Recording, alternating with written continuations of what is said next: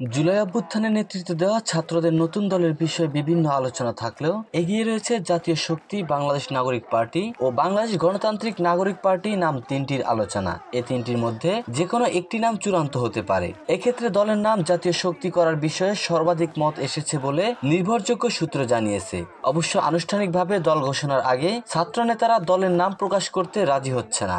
তারা এজন্য আগামীকাল শুক্রবার পর্যন্ত অপেক্ষা করতে বলেছেন। তরুণদের নতুন রাজনৈতিক দলের প্রতিষ্ঠাকালীন কমিটি কত সদস্যের হবে সেটি এখনো চূড়ান্ত হয়নি। তবে কমিটির আকার যাই হোক, তাদের দুই প্ল্যাটফর্ম জাতীয় নাগরিক কমিটি থেকে 50% ও বৈষম্য বিরোধী ছাত্র আন্দোলন থেকে 50% নেতাকে নিয়েই দলের আহ্বায়ক কমিটি হতে যাচ্ছে বলে জানা গেছে। আগামীকাল শুক্রবার বিকেলে রাজধানীর মানিক মিয়া অ্যাভিনিউ দলের আত্মপ্রকাশ অনুষ্ঠানে কমিটির সবার নাম ঘোষণা নাও হতে পারে। তবে শীর্ষস্থানীয় পদগুলোতে মনোনীত নেতাদের নাম ঘোষণা করা হবে বলে জাতীয় নাগরিক কমিটির একজন দায়িত্বশীল নেতা জানিয়েছেন। অন্য পদগুলোতে মনোনীত নেতাদের নাম পরে ঘোষণা করা হবে। অবশ্য নতুন দলের আহ্বায়ক পদে নাহিদ ইসলাম ও সদস্য সচিব পদে আক্তার হোসেনের নাম চূড়ান্ত বলে ইতিমধ্যেই খবর বেরিয়েছে।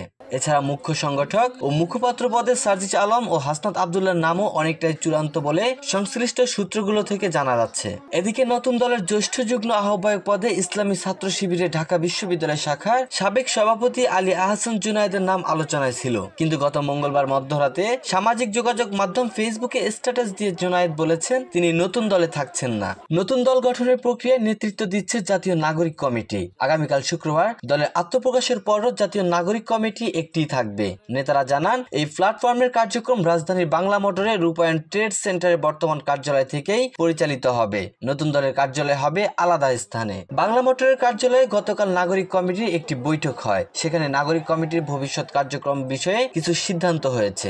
সিদ্ধান্তগুলো হলো আহ্বায়ক, সদস্য সচিব, মুখপাত্র, মুখ্য সংগঠক ব্যতীত জাতীয় নাগরিক কমিটির অবশিষ্ট অর্গানোগ্রাম, নির্বাহী কমিটি, সেল ও সার্চ কমিটি বিলুপ্ত ঘোষণা করা হয়েছে। নতুন রাজনৈতিক দলে যোগদানকারী সব কেন্দ্রীয় সদস্যের সদস্যপদ 28 ফেব্রুয়ারি শুক্রবার দল ঘোষণার আগ পর্যন্ত বহাল থাকবে। রাজনৈতিক দলে অন্তর্ভুক্তির সঙ্গে সঙ্গে সংশ্লিষ্ট সদস্যের নাগরিক কমিটির সদস্যপদ বাতিল হিসেবে গণ্য হবে।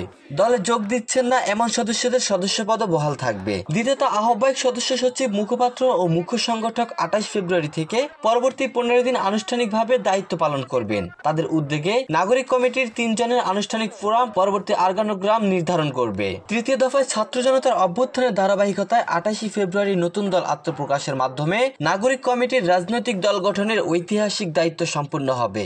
দল গঠনের পর থেকে নাগরিক কমিটি সিভিল পলিটিক্যাল প্ল্যাটফর্ম হিসেবে থেকে যাবে। তারা আর কোনো দল গঠনের উদ্যোগ নেবে না। নাগরিক কমিটি থেকে দলের বিভিন্ন পদের জন্য 120 জনের একটি তালিকা করা হয়েছে বলেও সংশ্লিষ্ট একজন নেতা জানিয়েছেন। যারা দলে যাবেন তাদের বাইরে থাকা অন্যদের নিয়ে কমিটি পুনর্গঠিত হবে বলেও সূত্র জানিয়েছে।